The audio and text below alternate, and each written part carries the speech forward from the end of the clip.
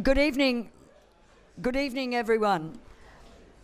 I'm Gwen Robinson, past president of the Foreign Correspondents Club and editor-at-large of Nikkei Asia. So as we all know, this is the one-year anniversary week of the military coup in Myanmar, in which time the economy has come close to collapse. Many people have been killed or jailed. More than 400,000 people have been displaced. Conflict has escalated in many parts of the country. I don't really need to go on because I think everyone who's in this room is here because they care about and understand the seriousness of the crisis in Myanmar. So tonight, the FCCT will screen 4 short films created by Burmese filmmakers, including the Bangkok premiere of Walking Through the Darkness by Aung Naing Soe, to mark the coup and the launch of the Burma Spring Film Festival. This film follows 5 journalists as they document the brutality the Myanmar military perpetrates against its own people, which has resulted in the misery that we've seen in the last year. We've also got some rare humour in a film in this lineup, with The Special One, which is about a Yangon fishmonger by award-winning director Lam Inu, and also a film called The Goods, a dramatic film by director Tut Ye Chan, based on a true story about a young orphan girl forced to live with her aunt and then sold off as a housemaid. And then there is What Future, narrated by a Burmese journalist. Some of these are very, very short, just 2 minutes. The longest is 15 minutes. So we will then follow that with a very short discussion. And we're very lucky to have here tonight Aung Naing Soe, who made the film Walking Through the Darkness, and journalist Ye Win Tu, one of those portrayed in his documentary. In addition, to let you know, this is very relevant for the coming days, the FCCT is partnering with the Burma Spring Film Festival for the second edition of the festival, now running until February the 13th online. And we very much welcome Jeannie Hallisey here tonight, a co-organiser of the festival, an FCCT stalwart member and an acclaimed filmmaker herself, most recently of the very powerful documentary Padauk Myanmar Spring. She'll talk about the festival, but just briefly to say to you all that the inaugural festival launched in June last year, so extraordinary speed after the February coup, and was extremely popular. It gave a platform for some important films that emerged in the aftermath of the coup. 1 year later, I think the quality and the breadth of some of these offerings has increased even more. So you can actually get online and see some of these films up till February the 13th. So I'll hand over to Jeannie right now, and then we'll come back with screening these films and the discussion between filmmakers. So Jeannie, over to you. Thank you so much, Gwen, and thanks to everybody for coming to the FCCT for this official Asia launch, the closest we can get to Burma, Myanmar, of the Burma Spring Benefit Film Festival. I just wanted to give a very brief overview of the festival, and we'll go straight into the films. The festival, as Gwen said, was launched last year, and we started organizing just actually about 6 weeks after the coup. And it's comprised of a team of volunteers in the San Francisco Bay Area, and I just wanted to give a shout out to all of them. Gaetano Kazuo Maeda, who is a well-known film curator. He's the founder of the Burma Spring, of the International Buddhist Film Festival, which is quite a formidable festival that travels around the world, and is a filmmaker himself. And an award-winning filmmaker, documentary filmmaker, Ellen Bruno, who has also worked in Myanmar and also teaches at the Yangon Film School, which is, of course, right now under great difficulty given the coup. It's also comprised of the renowned poet and translator Kenneth Wong. He is one of Burma's foremost literary translators living in the Bay Area and is teaching the first ever Burmese language course at the University of California at Berkeley. And producer Greg Butensky, who is the producer of Karenni Productions, the documentary film group that I am part of, a nonprofit film group that makes human rights content. And finally, Alan Sanake, who is a highly regarded Buddhist leader internationally and is a humanitarian who has done a tremendous job at fundraising even long before the coup in response to the Rohingya crisis and has continued since. The festival is really remarkable, and I really encourage all of you to take the time during these next 11 days left. And part of the reason that we did the encore was we received many, many messages when we launched the festival last year, people telling us that there was so much to choose from, they just simply didn't have time to watch all the films. And they asked us, will you do it again? And at which time we said, well, let's wait and see, because it's a huge effort to do that. But we made a decision based upon the severity of the conditions that have deteriorated so much that the best timing to do the encore edition, which would be for the 1 year anniversary. In our first edition, Eventive, the platform that hosts us, calculates how many people are logging in, and we had over 7,100 viewers from around the world, from places as far as Egypt and Latin America, in Argentina. It was quite remarkable. And we have a selection of outstanding films. We have over 43 films that are a range of subject matter. And if you go on the website and you want to choose a film according to a subject, we have films documentary, dramatic, short, human rights, ethnic groups, LGBTQ, Buddhism, environment, women's issues, and most importantly, Burma Director, which is what we're choosing to showcase here this evening. We've added several new additions to this 2022 lineup that I'm very excited about. And one of the new additions is, of course, the premiere that we're having tonight, Walking Through the Darkness. In addition, on our website, you can access the speakers forum that we convened last year. We organized 10 speakers forums, each of which had 3 to 4 speakers that were leading human rights defenders or leading experts on Burma on a range of issues, including human rights, internally displaced persons and the humanitarian crisis, the environmental destruction, and it gives a great context. And we recorded them all, and they're logged on our website, and you can access them. We created a YouTube channel, and they are really remarkable discussions that I would encourage you to listen to. We've added now Kenneth Wong, one of our festival team members, has done an excellent update on the Ethos publication, which you might recall we launched here on the compilation of poetry and prose by Myanmar writers. And he spoke with the Coco Kothet, who's the lead translator for that project and the member of the Ethos publication. That's up there. And we have also a new partner with Insight Myanmar, and they did a series of podcasts that are up-to-date contemporary information that were just recorded in the last few weeks, as well as a list of recent recordings on KPFA radio in Berkeley, California. There are 4 half-hour episodes, all of which were recorded in the last 2 months, that give up-to-date, on-the-ground reporting and eyewitness accounts of the tragedy and the courage and the inspiration that we have seen across the border areas. So I encourage you all to go on there. We were quite taken aback, the festival. We set out thinking that maybe we could raise $5,000 or $10,000, and in the end we raised over $50,000. And all of that funding went directly to community-based organizations or Burmese NGOs that were working on the ground providing humanitarian emergency assistance. So any donation that you make will go for that.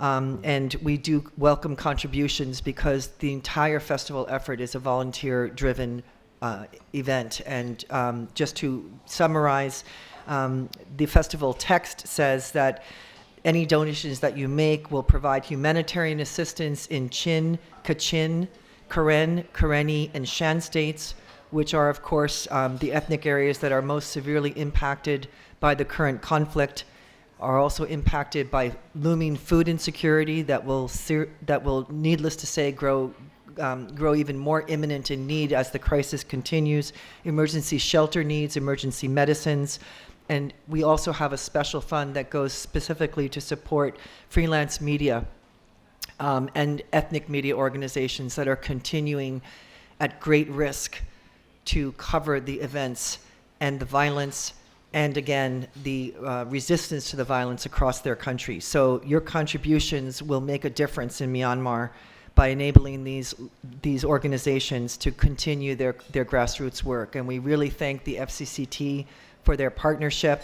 It means a lot to us in particular because tonight's film is, of course, going to focus on the tremendous, I wouldn't even call it courage, I would call it something greater than that. It's something more than courage. It comes from a kind of grit of the soul.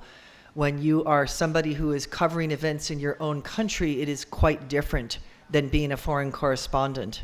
And these films that we selected tonight were explicitly done to showcase and illuminate the tremendous talent that Myanmar has in their emerging filmmakers community, in their journalist community, in their VJ community.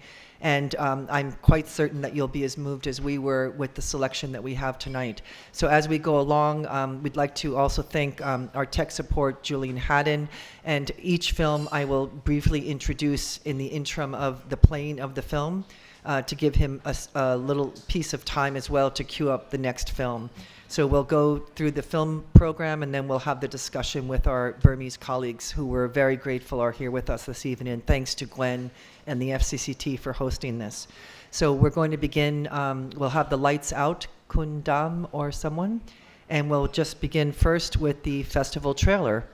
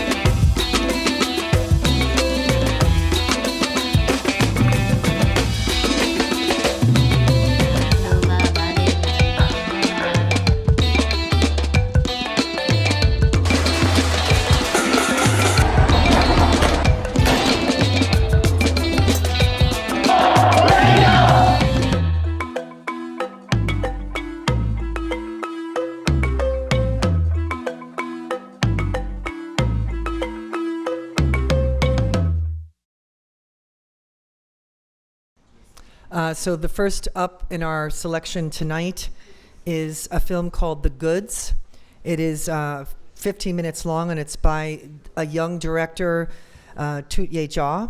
It is from Tom Tit Film Productions and it's based on a true story. It's a dramatic short about a young orphan girl who is forced to live with her aunt and is sold off as a housemate and then sold again and again.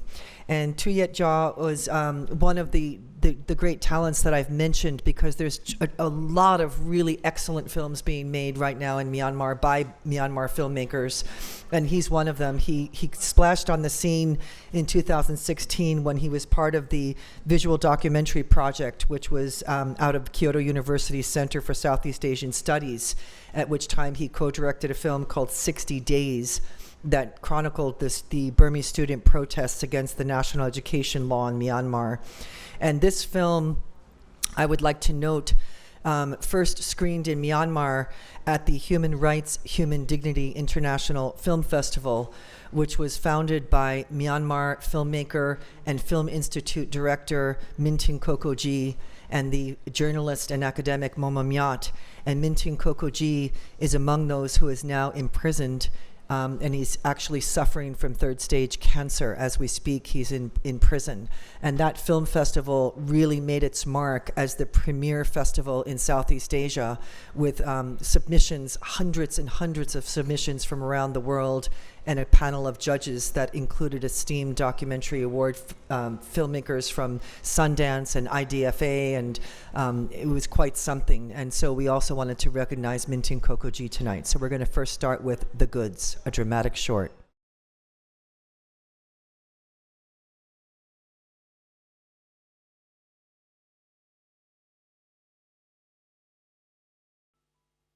That film was also used across Myanmar as an advocacy tool to educate people about human trafficking and sex trafficking, and the need to protect girls and young women in particular.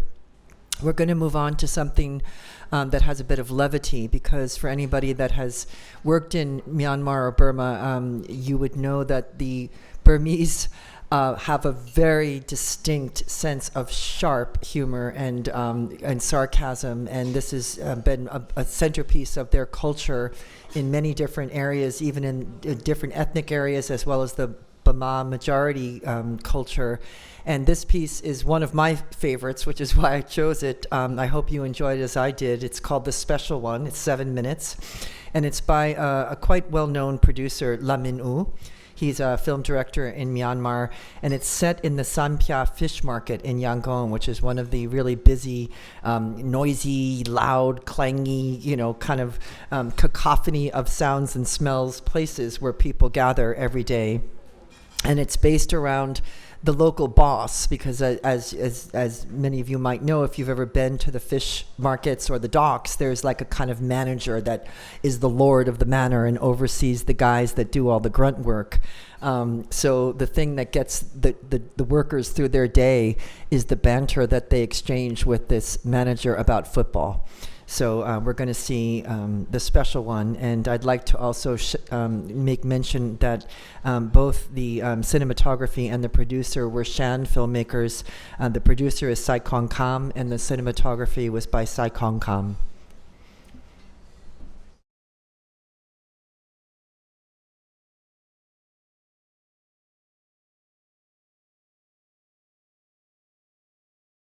Film from Tagu, and Tagu Productions is one of the incredible production houses that I mentioned that is currently in Myanmar. They're doing really, really fine work, world-class work, and they also were one of the few production companies that had drone footage of the Myanmar protests when it first began in the streets, and they provided that very high-quality drone footage to many filmmakers.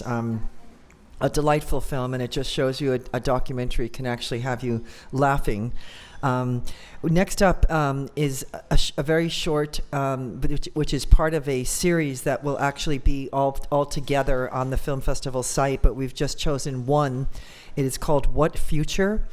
And it is a montage of photographs that's voiced over by a journalist who is sharing the trauma that he's experiencing while he's covering the country and trying to survive, and just amidst the chaos and the incessant violence and the incessant stress. I found it, the festival team found it quite moving. And this is from another collective, a newly formed collective. Again, this is the part of the talent that's really coming out of Myanmar. It's called Visual Rebellion. And Laure, who is from that collective, who helped spearhead it, is with us tonight.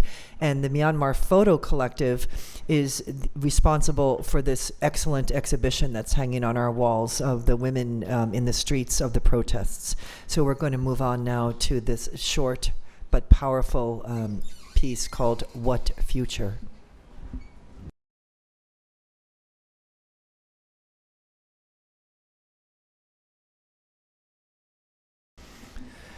Short and profound offering from Visual Rebellion, part of a mosaic of shorts that will all be featured in the Burma Spring Benefit Film Festival. And finally, our feature presentation for tonight. We're really very excited to have the Bangkok premiere of this film, Walking Through Darkness. Running time is just over 19 minutes. It is produced by one capital O, not zero, one capital O1 FPS. FPS is a film term for frames per second production. This is a collective of young Burmese filmmakers and visual journalists who formed themselves, all of them having covered the events in their country in in the years leading up to the coup as young photojournalists, reporters, videographers, and formed this collective to now produce these films. So this is really an unveiling for them of an offering of their own creation, because they have also supported many of the foreign correspondents covering the events as fixers and auxiliary film teams, but this is solely their work. And this was a co-production with Athan Myanmar, and it's notable to explain to you. Athan gave this small group a very, very, I wouldn't even call it a small budget. I would call it a sub-skeletal budget. And as somebody who works in filmmaking, I know what a struggle it is to produce something with very little resources. But this is truly remarkable that they made this with the amount that they received. And they received this grant from an organization of quite renown in Myanmar called Athan. And for those of you who don't know Athan, the word Athan is a Myanmar word meaning voice. And it was founded in 2018 to promote freedom of expression in Myanmar. And it implements this through research, advocacy, and education to promote this right. But it was founded by someone who has also become quite well known in the Myanmar Spring Revolution, having already been a leading activist previously, the poet, the celebrated poet and civil rights leader Maung Naing. He is the currently still the executive director of Athan, and was its co-founder. And he was among the very first to be arrested in defiance of the telecommunications law under the NLD government, and spent over 6 months in prison simply because a poem that he had written was deemed to be disrespectful to the president. And after his release, it fueled his activism even further, where he went on to continue to fight not only for freedom of expression, but for internet access in Rakhine State during the conflict there, to speak out on behalf of the Rohingya, in a time when it was extremely unpopular to do so, to even mention the word Rohingya in his country. But he would go out in public and in forums and speak on their behalf. So someone, again, of tremendous courage and grit. And so Athan supported the production of this. And this is very apropos for us to be showing here at the Press Club, because it aligns with much of the vision of what the FCCT stands for, and what it has long stood for in the many decades as being in the vanguard of disseminating information from the neighboring country of Burma, Myanmar. It follows several journalists, young journalists in Myanmar, as they are documenting first the protests, but then the quickly devolving situation into violence, into what we now see as effectively a state of civil war, where hundreds of thousands have been displaced. But it tracks these journalists to ask their individual stories in a diary form of why they do what they do. And I believe you will all be as moved as I was when I saw it. So again, we're really grateful to have the film team here and the Bangkok premiere of Walking Through the Darkness.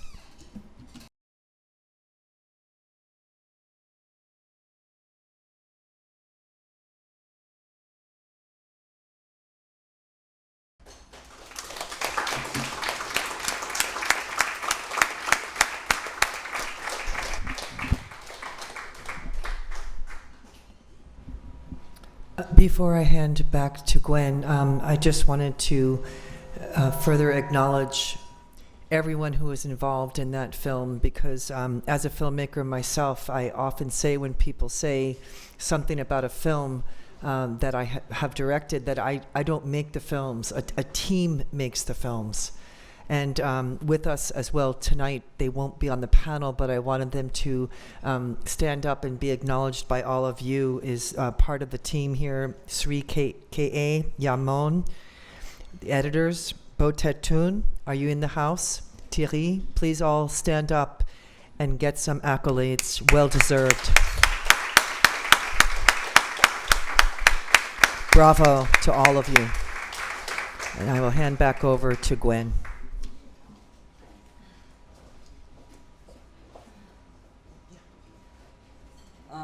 Thanks very much, Jeannie, and I think I'm speaking for all of us when I say that that was really an outstanding selection of films that, took us through the full gamut of emotions, even highlighted that kind of black but kind of such uplifting humour that comes in the middle of all that darkness, as well as, the kind of heartrending sadness of that courage and bravery we see on display in those films. So there's a lot more like that on the in the festival that's carrying on online till the 13th. But I think now we'd like to have a bit of a talk with the filmmakers. I'd like to ask Aung Naing Soe and from one of the characters in the film, Nang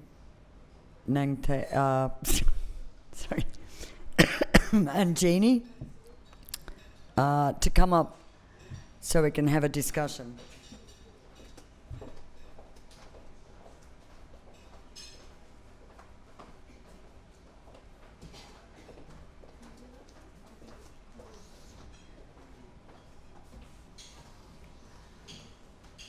Jeannie, are you joining us? Or hi. So I'm not sure. Are we waiting for Jeannie?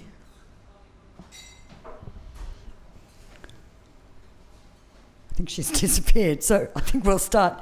Well, just to kick it all off, Yewin Tu, you are one of the main characters in the film. Aung Naing Soe, you and your team put this whole thing together. I think you've made the film for all journalists, all Myanmar journalists actually, and highlighting some of the risks. Can you maybe tell us about the circumstances that you thought of making this film and how the difficulties, the challenges of making that, and the footage which you obviously have got from both inside and outside? Maybe tell us a little bit more about it and when you started making it. Because you brought it up right to Lake Ko attack, which was Christmas Eve, and I presume you were working on that film up till the very last minute, knowing you.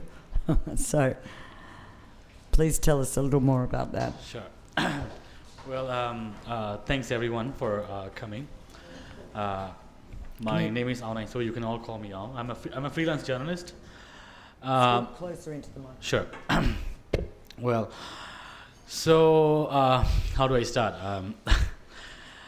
Well, actually, we were in touch with ATAN. ATAN is an organization working on free speech in Myanmar since many years ago. And it is founded by my close friend, Maung Saung Kha. He is a poet, and he is now in the armed resistance. He is in the front line fighting. This moment has turned a poet into a rebel fighter. So Maung Saung Kha, if you are watching, I miss you, man. It's and yeah, this is the assignment from ATAN. But we were assigned in 2020 something, and then coup happened. We had to postpone it, and then we had a meeting with ATAN again, and they were like, "Oh, okay, let's do a documentary about journalists." But the budget was very small. But later, I discussed with my team, and I had an idea that, we are the journalists, we're the storytellers, but we still need to talk about our stories. Sometimes we've been forgetting to tell our own stories. So that was the idea. And at the time, I was like, how to say? No, I was covering Myanmar coup until the first week of April, and then I got to Bangkok.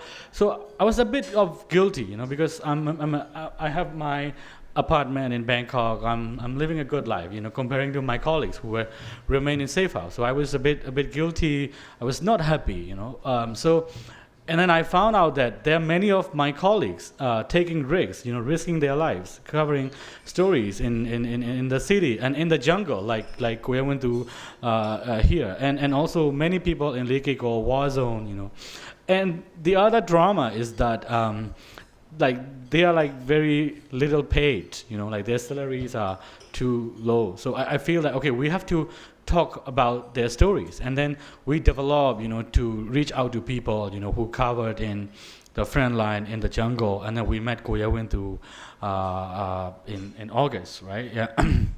Yeah, so that was the very first interview. And also my sister, she put me in touch with her friend who was a photographer. He got arrested. There was a guy in the long hair. So he was just 21-year-old, like really young boy. He was taking some pictures of the protest. And then I met another female journalist. You know, she has her 2 sons. And she was threatened, she was followed, so she had to run away. So we were looking for characters. So at the time, the biggest challenge to me was that there are many good stories, there are many good characters, you know. There are many Myanmar journalists taking risks, you know, like walking in the front line.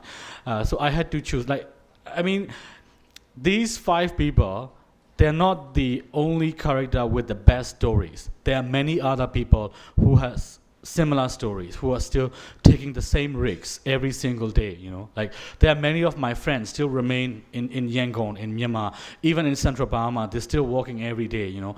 They are like, oh, I cannot come, I still like to remain in Myanmar, you know. I still like to experience, you know. I really like respect and appreciate my friends, and those friends provided footage from, you know, armed resistance training and the front line to us, and that has been used in this film. Right. Thanks. That gives us an idea of where you're coming from. Ye Win too, I think you summed up the sentiment that came through very strongly in the film amongst these journalists about, you know, the point being you're not doing it for the money, but not only are you not doing it really for the money because there's not much money or none, but you were saying that you felt useless, you couldn't do anything if you can't work. So how much did that film convey some of those thoughts that obviously is motivating you and all those colleagues? Yeah.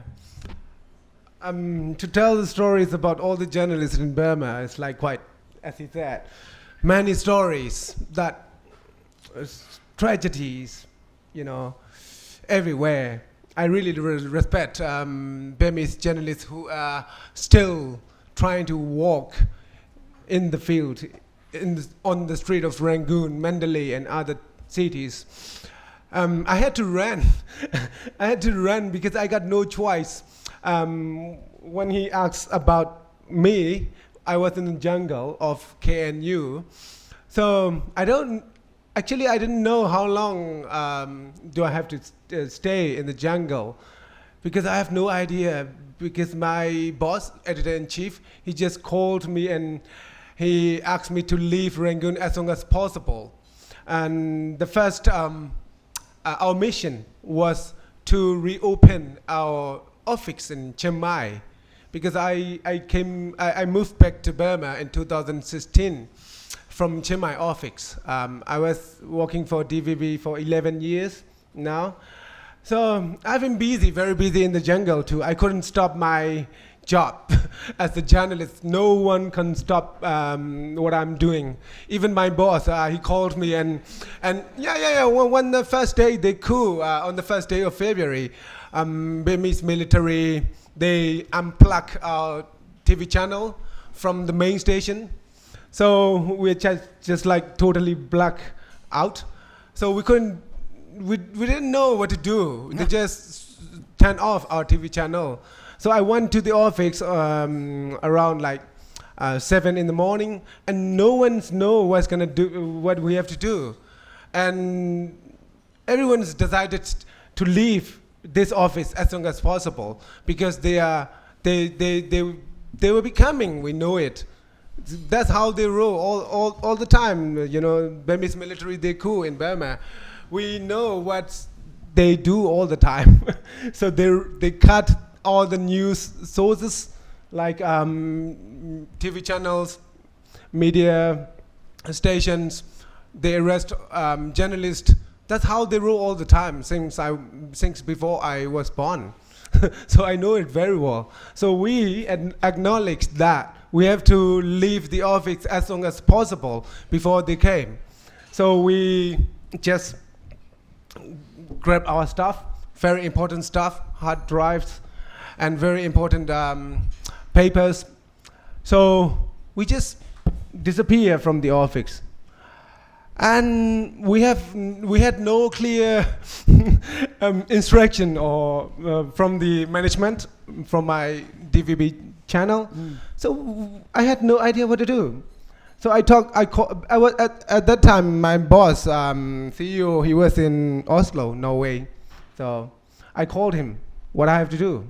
And he said, just don't do nothing, because your face was on TV all the time. So very obvious, I can't hide. So management and the editorials, they didn't let us do our job. So what did you do? I had to wait. So for the first day, on February 6th, so in Rangoon, like most of young female activists gather, ethnic people's groups and then workers in Rangoon. They started demonstration in Rangoon on the 6th of February, which means 6 days after the coup. So I went there and I couldn't do my job because I've got a command from my editor, don't do nothing. Just film by your mobile phone, on your mobile phone. I'm a presenter, I'm a host. I'm the guy who ran on the street and whatever happened in Burma, I always go there. I'm there and I always report from where I am, what is going on in Burma. So this time I couldn't do my job, so I complained my editor-in-chief. And on the 7th of February, and so he said, okay, you're gonna risk your life or you're gonna risk everything? You wanna really wanna do that? So I can't stop you, so just do it. So I started reproducing my program, weekly program. I've got weekly program. So I produced my program on 8th of February. So I started producing my program. So my program is covering the event, so news program. Yeah, news. It's related to news, actually, like in-depth reporting, because I've got 30 minutes of airtime. So I've got my own program. So I produce, asking a lot of people on the street of Rangoon. I went to most of the biggest protests in Rangoon, and sometimes I had to run from the police. They shot, and they targeted journalists to arrest. So at that time, I walked on the street of Rangoon, and finally they revoked our license, our TV channel license. So revoke license on the March of 8. So at that time I noticed that I had to stop what I've been doing on the street of Rangoon, because most of the journalists they try to stay low profile, and they just use their mobile phone, as in the film that he shot. So he made. this film picks you up in the jungle, really, once you've gone and you're in the jungle. So I had no choice. Me and my team, we got no choice. Because we are not making news, we produce documentaries program. So yeah, I got no choice. I had to flee Rangoon as soon as possible. So I fled Rangoon in the March of 13 March. And then I arrived in the jungle of a KNU 2 days later. So I was in the jungle for 6 months. But I didn't stop producing. I produced many programs, and I interview via Skype or Zoom application. So I produce. But someone said in the film, from the Delta News, I think, he said we couldn't produce local news because he just kept those files as an archive, right?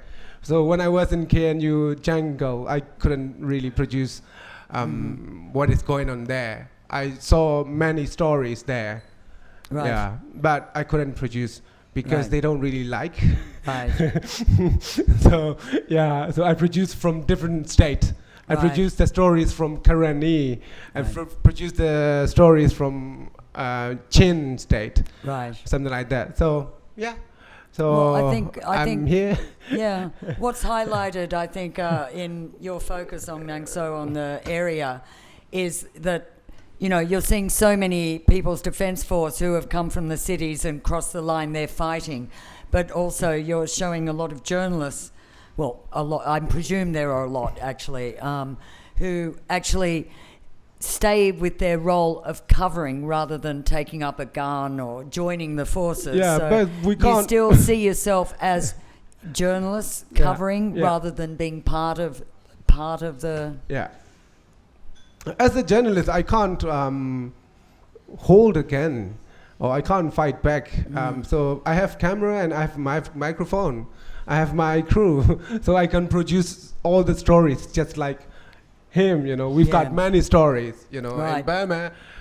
Right. Think about it, many So stories. How do you see that dividing line, Aung Naing Soe? Like, you know, you've been looking at the whole situation and covering both the people involved in all sides. And Yeah, like I said. can you speak? closer? Sure. So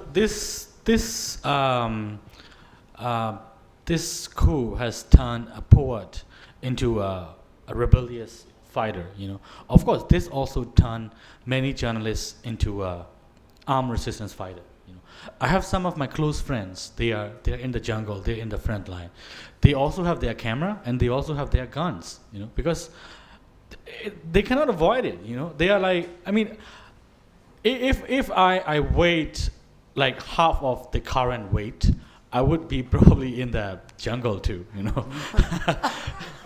No, seriously, like so many of my friends decided to go there, of course, including the journalists, and they have been taking photos, they have been taking videos, you know, and they have been sharing stories to us. So we are like, we get some information from them, so we can produce stories. We can cover those stories because of their help. Because they are the storytellers. You know, they are the storytellers.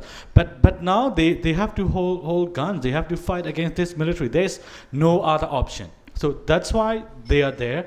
And I truly miss my friend. I really want all of my friends back to be in Yangon. Mm-hmm. Like we will all cover the protest or whatever together in the street, and then we'll have tea together, or like we will have beer together at 19th Street, right? Like, yeah. So this is what we really miss. So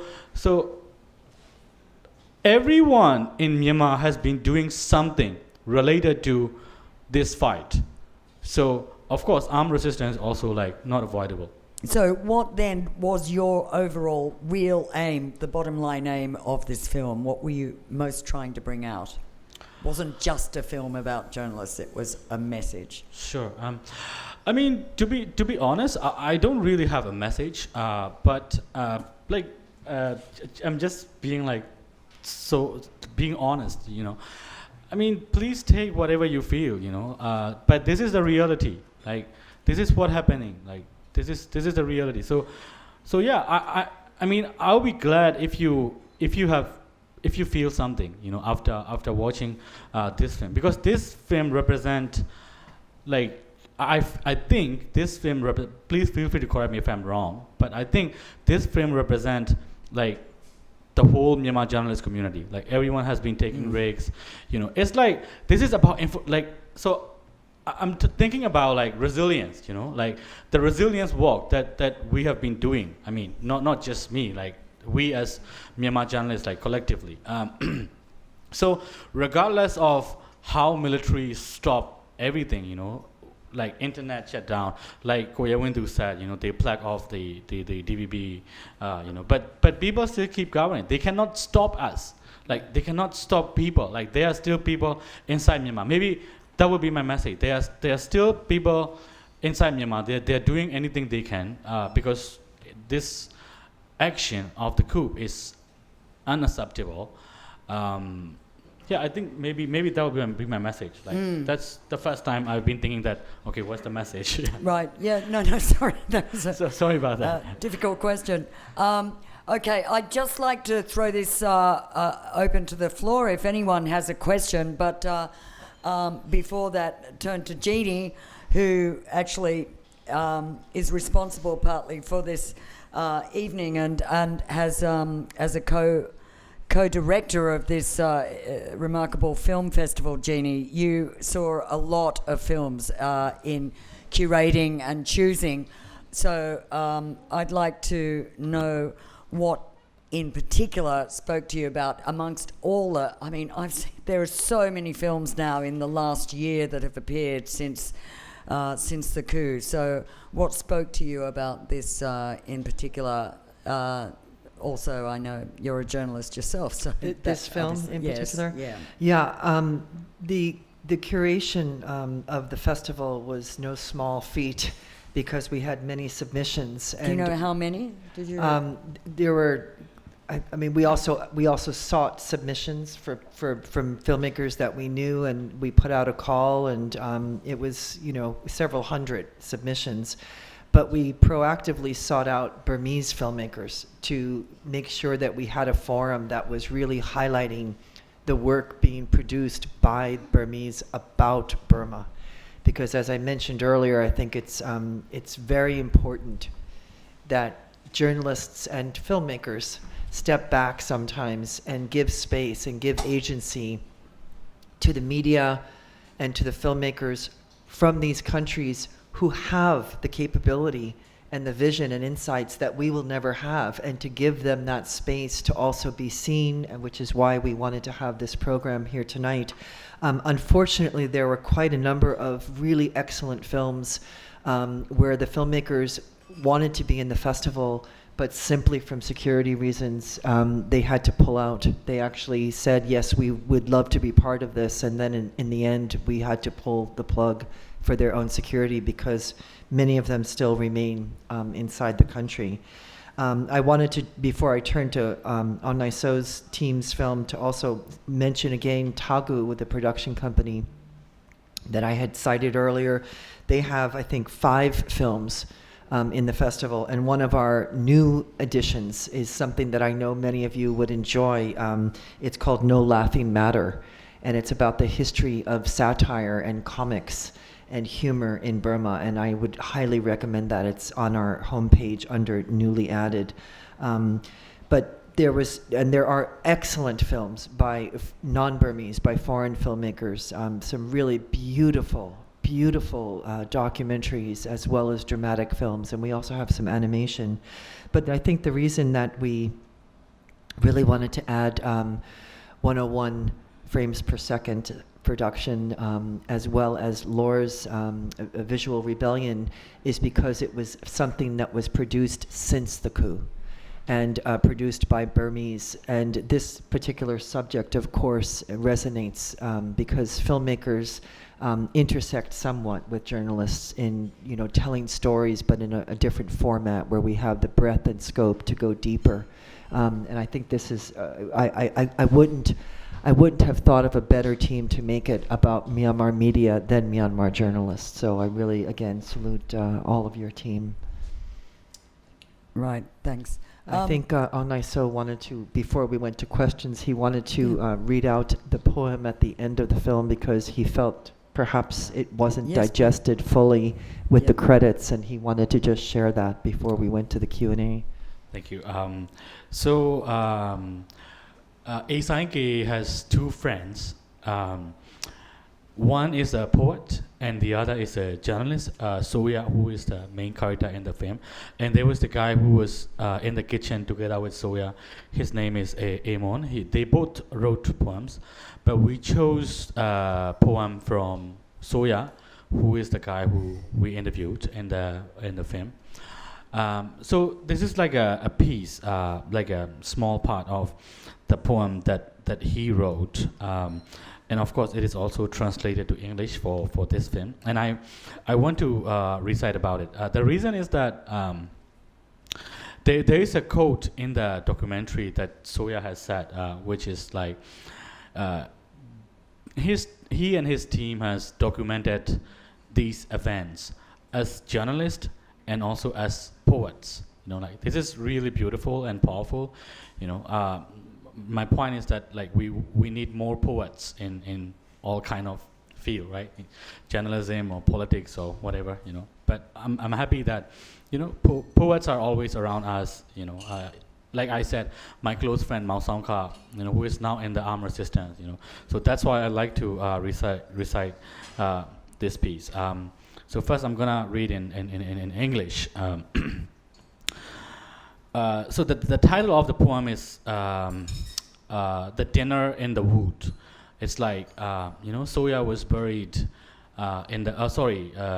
Eisaki was buried in the wood, like they had to leave him. So they even left like a small headband on the grave as a memory, So this is part of the poem. The layer between life and death is so thin that I'm not sure whether it is I who died now or it is you who are alive now. The broken pieces of metal pierce your body, your laptop, your backpack, and your jeans tan-ups. And I happened to click my tench several times. So yeah, translated by Kesuta. I also want to recite it in Burmese. တေတာနဲ့ရှင်တာအလွှာအရန်ပါလုံးတော့အခုတေသွားတာငါလားအခုရှင်နေတာမင်းလားမကွဲပြားဘူးတတူးစားမင်းခန္ဓာကိုဖောက်ကြောဘောအိတ်ကိုဖောက်မင်းလက်တော်လေးကိုဖောက်ဂျင်းမောင်းမိအလေးလေးလေးကိုဖောက်တောက်ဖဲအခါခါခောက်မိတယ် So yeah, thanks everyone. So please feel free to ask any questions. Very powerful. Thank you very much. Any questions, please just go to the microphone. If you have anything you want to ask the filmmakers or about the festival, and please identify yourself before asking the question. I think we've got a question. Thank you. Is that microphone okay for you? Yep. Okay. Yep. Good evening. I'm Jacqueline Degerman. I live in France, in a small town, and my question has to do with Amnesty International. But before that, I want to let the speakers know that I was very impressed by what they're trying to do in these difficult circumstances. I worked in Eastern Shan State for a year, about 25 years ago.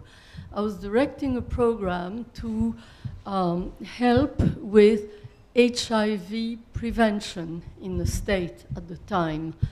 And I gathered a lot of information on the conditions in Shan State at the time, but I was very lucky because the Myanmar government left me alone, essentially, and I had a lot of help from the Eastern Shan State Army.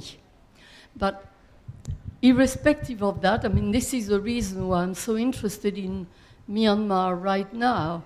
And the first film brought back many emotional memories about when we were trying to help young prostitutes in the Tachi Lake area to protect themselves against HIV and prolong their lives and their health. My question about Amnesty International has to do with where I live. I live in a small town in the Mediterranean, and I'm in touch with a number of people who try to keep up with what's going on in the world. In particular, one of them is a member of Amnesty International, and what I got from talking to her is that so far, in France at least, the Amnesty Bureau or group has put the stress on the Rohingyas, so they know all about those. But over the last year or so, there doesn't seem to have been any information about what's been happening in Burma right now. So they know about the displacements of the Rohingyas, but they don't know that the coup has added another 400,000 displaced persons. So my question is essentially, what's Amnesty International doing, how they get the information, and how they disseminate it in other countries? Thank you. Well, I think that's a question you should put to Amnesty International, I suppose. But would any of you like to comment on the point about? I would just encourage you, perhaps when you return home or from here, to connect with a really excellent long-term support organization called Info Burmese. They're Info Burmese. They're based in Paris, and they have been working on Burma for many decades, and they collaborate with Amnesty International in France. And last year, during the midpoint of the coup, they had a very large event in Paris, a public event, where they actually screened a documentary film and had speakers. So I know that Amnesty is doing things, but I would encourage you to reach out to Info Burmese, and I can give you their contact after the panel, of course. Thanks, Jeannie. So if there's nobody else, here's one. Oh my God, you only have to say this is the last question. Okay, thank you. Please identify yourself and direct your question. My name is Florence. I wanted to ask the journalists about some of the differences between reporting stories for Myanmar internally and reporting stories internationally. What are some of the challenges, and do you tell different kinds of stories? Thanks. That's a very good question, I think. Yeah, that's a good question. Thank you. Fortunately, I was able to cover like Black Lives Matter and the COVID pandemic in the U.S. and also a little bit of protests here, like just taking some pictures. So what I really noticed comparing to security forces in the U.S. or in other country and in Myanmar is that, like, you know, in Myanmar they are not human. Like, you cannot communicate with them, isn't it? You cannot explain them. Like, if you so in the beginning of the coup, we order like some helmets, you know, to save from rubber bullets or anything, but we had those helmets only for a day, because we realized that they have been targeting us. If we are wearing the helmet, they know that we are the journalists, you know. So they have been targeting us. So we just get rid of it, and we kept covering. But in other countries, even in other like military rule countries, like you can explain, like you can communicate with them, you know. So and the other big problem that Myanmar military has is that they have a message. They have an idea that, how to say, Myanmar, the journalists are like selling information of their nation to the international organizations, and they thought we've been making profit out of that, you know. So they thought like we are troublemakers for them, you know, regardless of whether we involve in any protest or anything, you know. So it is really like impossible to document. And whenever they raided office, they destroyed, you know, hard drives, computers unnecessarily, right? And sometimes like they will arrest, like if they don't see if they don't see the person that they want to arrest, they would get someone else from the home, like a family member or whatever.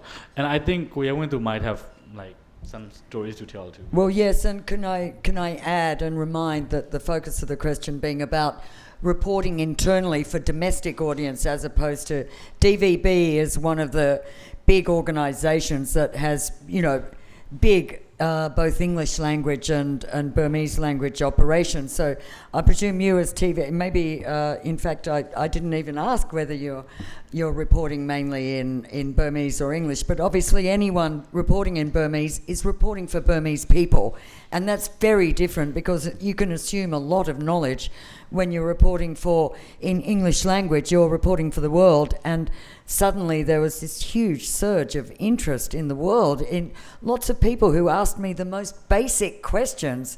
You know, so your audience must be quite diverse like that. What's your perception of that difference?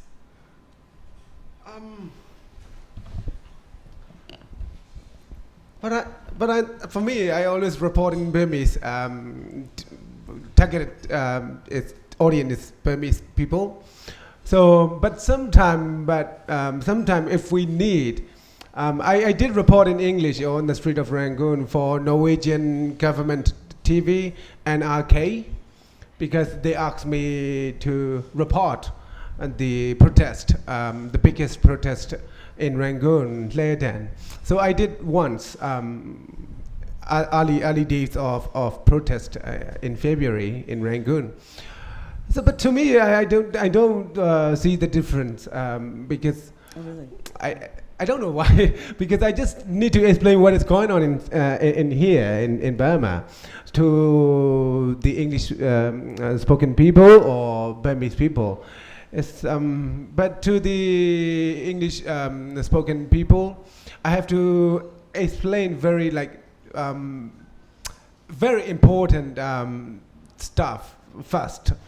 I can't tell you all the details because we know a lot, Right. and I have to explain you. I have to tell you what is going on in very easy way and very easy to understand. So we have to break it down all this first. You mean more context and background for the foreign viewers? Exactly. Yeah. So we always have to choose. We have English department in DVB, so the editor in that English department, he knows what stories goes for the English spoken audience. Right. So we chose it. Sometimes if I got a story for the English audience, so I sent to English team. So that's how we've been rolling for decades. So not much different, I think. Yeah. I can add one more point. So it is also a bit funny. In Myanmar, like we have many short names, like NUG, PDF, KNU, KNLA. So You think? SAC. SAC, yeah, a lot.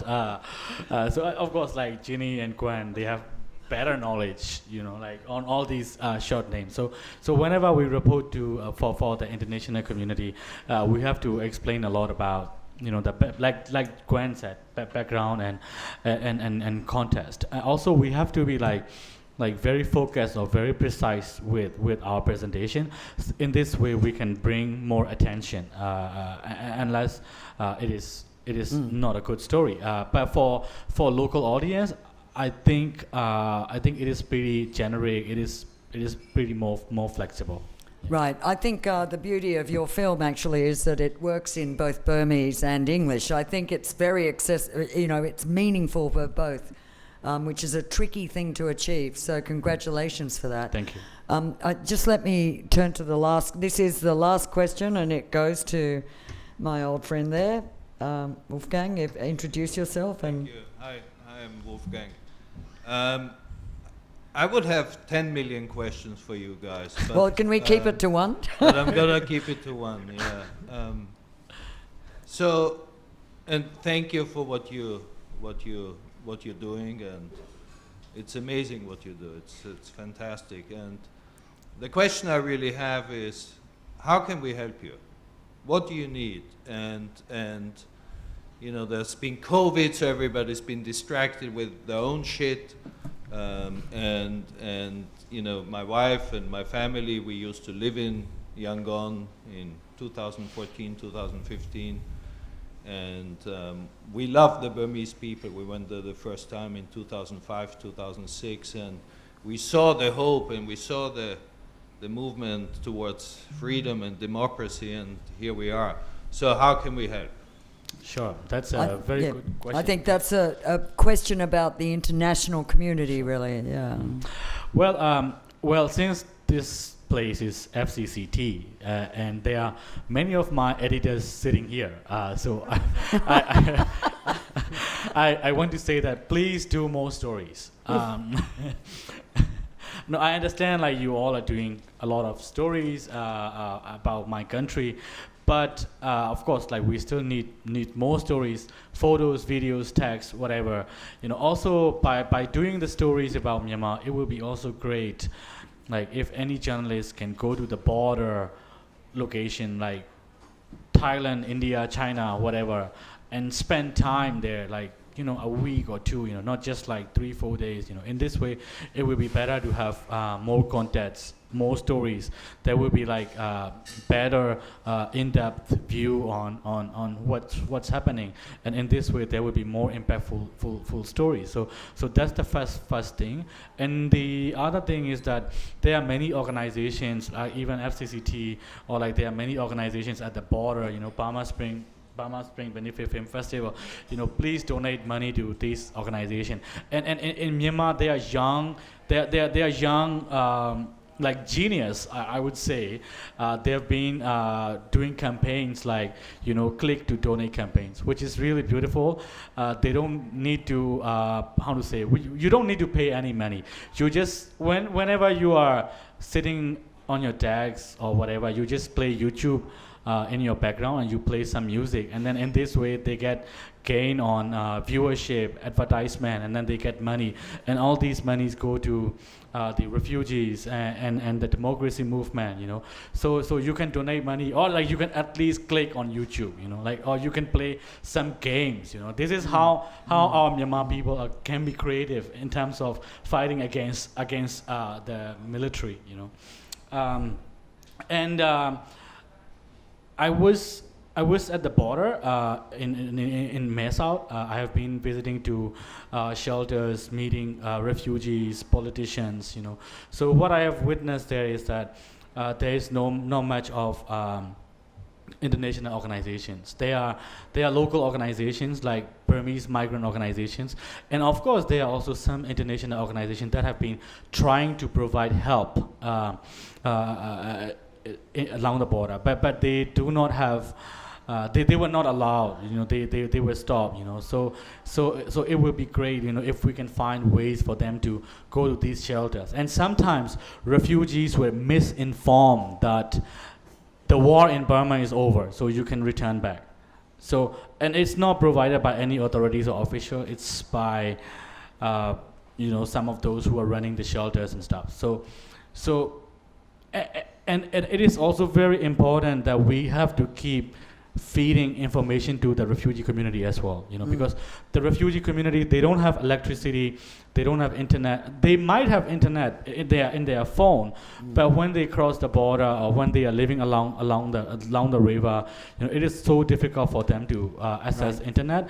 So they need a lot of like solar panels, batteries, and stuff like that. And there are many Burmese migrant organizations I can put you in touch with. Yeah, and please feel free to reach out to me individually. I'm always happy to assist. Thank you. And if you have any. Thanks, Aung Naing Soe. And there's one online question, and the final question in-house can go to our esteemed colleague, Lisa. Introduce yourself. Hi, Lisa Martin from AAP. My question to the panellists is, in the immediate aftermath of the coup, there wasn't a lot of international attention on Myanmar. And then fast forward to August, and the Taliban took over Afghanistan, and the world's attention sort of decreased. And now we're looking at potential war in Ukraine. How do you, as journalists, find the motivation to keep reporting on these very important stories when perhaps attention spans of readers in other countries is completely distracted by other things happening in the world? Well, that's... the motivation source, I would say, is the pain. Like, it's the pain inside. Like as much as we see, we hear, we witness the stories of the people and the people in the movement, we feel pain, like we're angry. And this has motivated me and many of my friends to keep working on the story.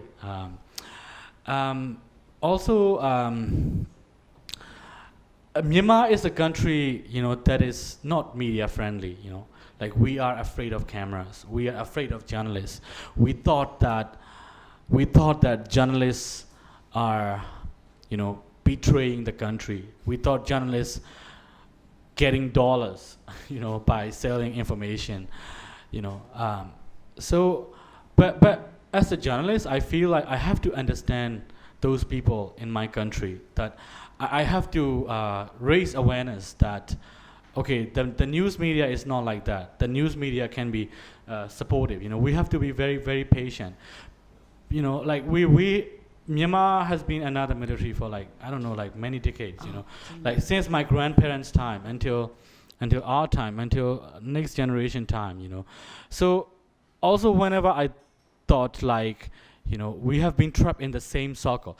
Just recently, Kuyewintu told me that he met Jenny, he met Gwen, he is back in FCCT. So he was in the same scenario, like how many years ago, bro? Like 10, 15? I was in Bangkok 11 years ago. I was studying, and I came to this FCCT as a guest, as a student who is studying in Bangkok University. So I've been here 11 years ago as a student. You were also exiled back then, right? Yeah, because of my dad. My dad was editor for the Burmese news media, online media. So at that time I was just a student, young Burmese student who is living in Bangkok, can't go back home because of my dad. So yeah. So this circle has been repeated. Like we have to break that up, So this is also another motivation. And the other thing is that I keep getting a lot of assignments, and in this way, like I can spend money in this movement. So that's why I always said yes to assignments again. Yeah, we know. So yeah, these are the motivations. I think. Yeah. Okay, thanks. And I think we have one question from a viewer from Myanmar who wanted to clarify and apologizes if she got it wrong, that you mentioned that you can report. She wanted to clarify whether you said that it had been difficult to report on Rohingya and Rakhine State issues, whereas you said that you could report on Chin, Karen, but not Rakhine. No, I said Karen. Oh, Yeah, that you couldn't I report. I was in the Karen jungle, not in Rakhine. No, I know, but she Yeah. was asking to clarify whether you said that you had experienced difficulties in the past. Oh, in the past? Yes, Yeah, of reporting on Rohingya, and why is that? Yes, you I- can say, you can tell us. It's all right. We've heard it before. Can I start? Yes. Okay. So I went to The Hague for ICJ coverage 2 years ago. Of the hearing of the case So Aung San against... Suu Kyi was there, and we broadcast live. So I covered live from The Hague. I met some Burmese people, and who just blamed me. At that time I was like preparing for the live broadcast, so technical things. And then a Burmese guy who lived in Netherlands for so long, and he came to me and he asked me, "Aren't you Burmese guy? Why are you asking this kind of questions?" Something like that. I'm kind of like a traitor or something like that. He just came to me and talked to me face to face, and I was, okay, bro, I'm Burmese guy, but I'm doing my job as a journalist. So I came here because they came here to support Aung San Suu Kyi. So I had to ask a lot of questions to different group people, like Karen people, and also Rohingya people and other Muslim people. They gather in front of the Peace Palace in The Hague, and they asked for the justice. So, and the other Burmese people who who came from Burma, like they are around like 40 or 30 people every day. So they just shout, "We stand with Aung San Suu Kyi." So my questions to them was, what do you support? Why you came here? So you said you support. So what do you support? Because we are being sued by the Gambia government as a genocide. So are you supporting genocide? But I didn't ask that question, but I just talked to you really fast and what do you support? Why are you here? And they just mostly, like 90% of the answer I got, I love Aung San Suu Kyi, that's why I'm here. Most of the people, they answer that. So we just left Aung San Suu Kyi, so we came here, we support Aung San Suu Kyi. I was like, okay. So did you report that on TV? Yeah, of course. Oh, At you that did? time, You that guy who just blamed me, and then I just back him. Okay, bro, I'll do my best. And then I was on live on camera, and then he came to me, and he went live on his mobile phone. Oh, this DVB guy is making problem, asking questions, making problems. He's with the Rohingya side, something like that. He just yelled me and he just pointed at me and he just followed me all the way. I was like presenting on camera at that time. So he just like, oh yeah, this guy, something like that. So you did. So I faced that. And I got a lot of comments on DVB Facebook. Positive or negative? Negative. Negative, yes. So at that, whenever it comes to Rohingya issue, we journalists had to be really, really careful about what is our editorial guideline. Right. We have to stick with that.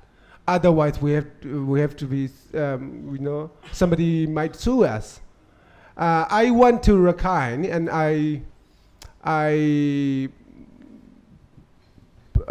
reported about what is going on in Rakhine for Rohingya issue and also the civil war in Rakhine. So I reported, and then at that time the Burmese NLD government and also the generals from because they've got 15% of the seat in the parliament, right? So in the region, 25. So, yeah, 25. Yeah, yeah, sorry. I believe. So yeah, you're right.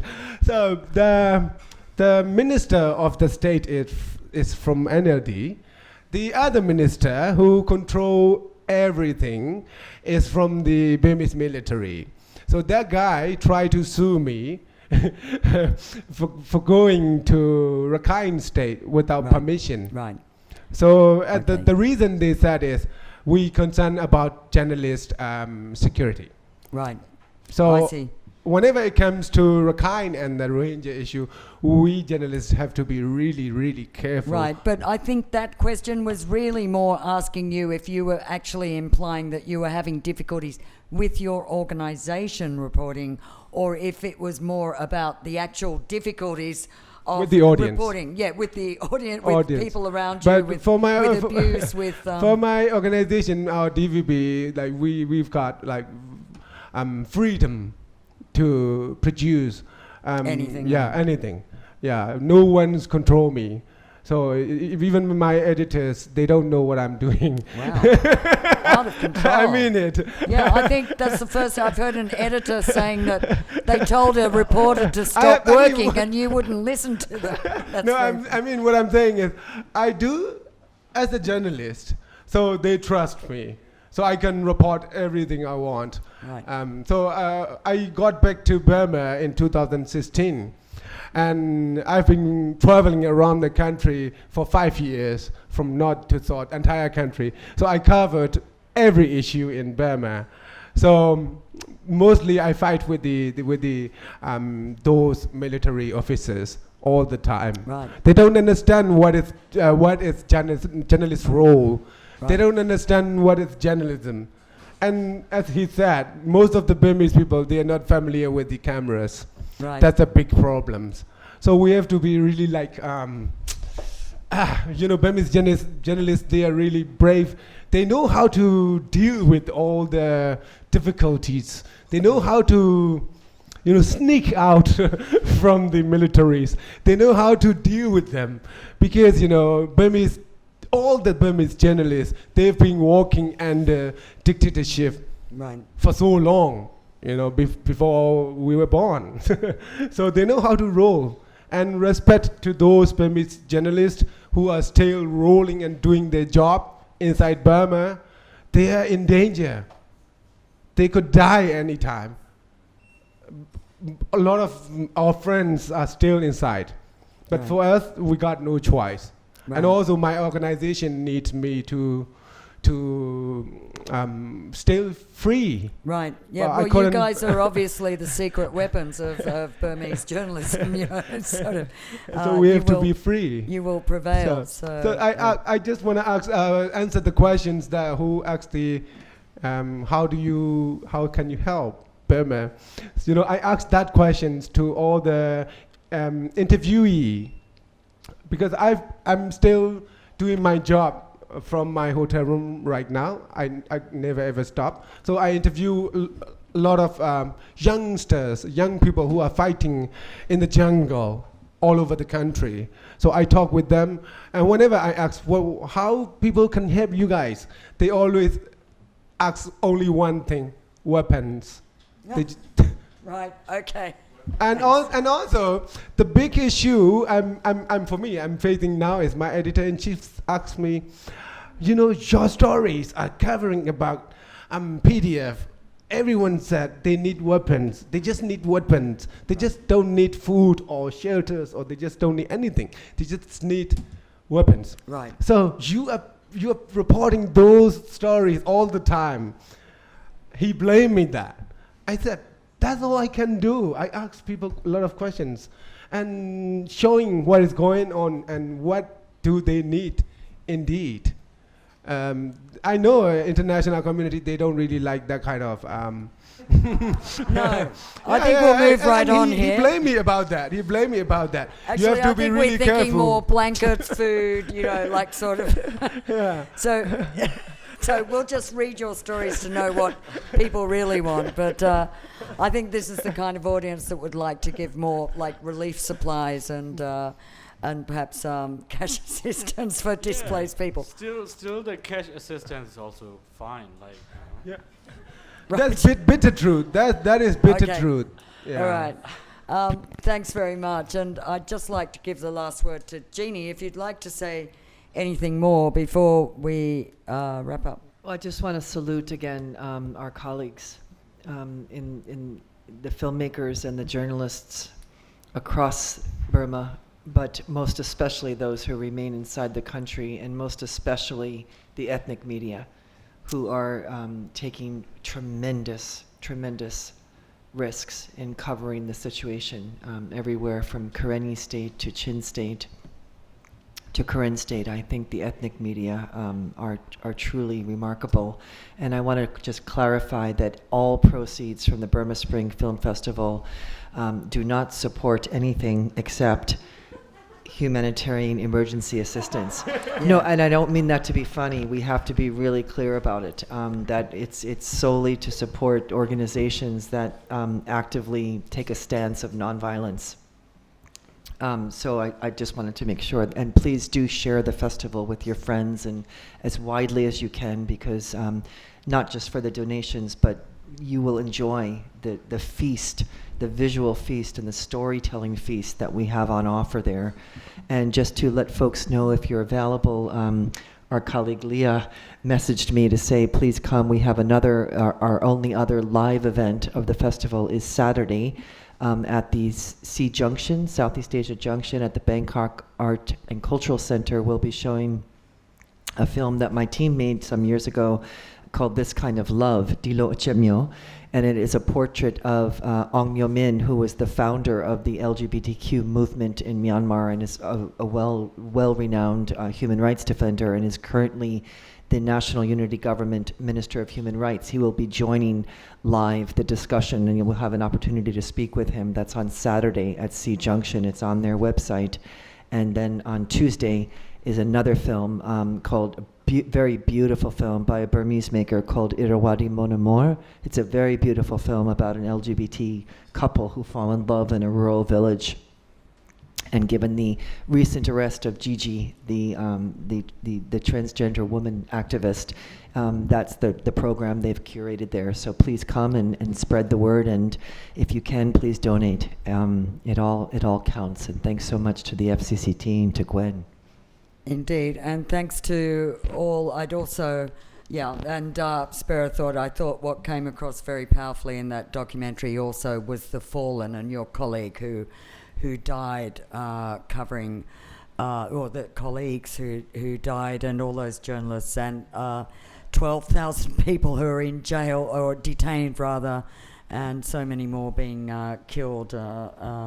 It's really. This is our best tribute, I think, to them and the sort of films you're making and you're reporting. So do support also the Foreign Correspondents Club of Thailand per se, and also the FCCT is trying to help with emergency grants or support for Myanmar media with a fund. There's a box at the entrance. Sorry, I don't want this to turn into a hard sell, but if you feel like giving, please do consider.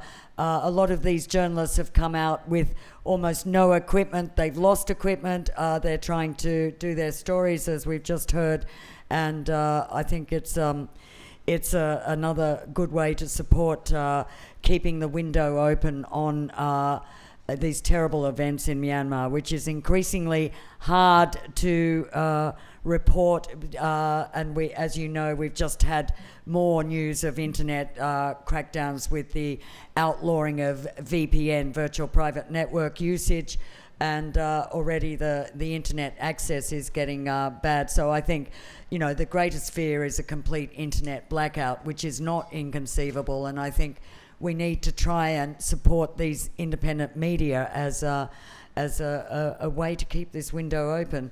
So thanks everyone for coming tonight. Look at the photos if you haven't seen already on the wall, and thank you Aung Naing Soe, Ye Win too, and Aung Naing Soe, your incredible team out there, Yamon, Theory, Bo, everybody, thank you, and Julian, our tech maestro, thanks for the stream. The video will be on our Facebook page, so thank you all. Thanks, everyone. Let's get a photo. Thanks, everyone. Your team. Your team to come up with this.